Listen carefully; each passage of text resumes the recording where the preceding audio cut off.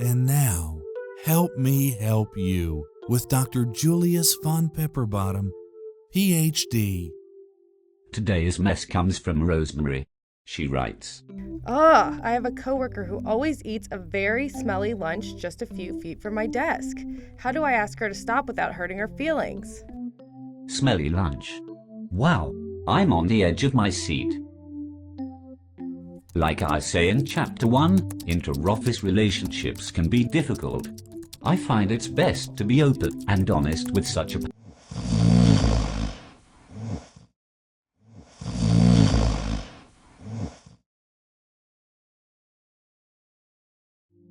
I find it's best to be open and honest with such a person. Or simply knock a glass of water over on their desk. Send a message.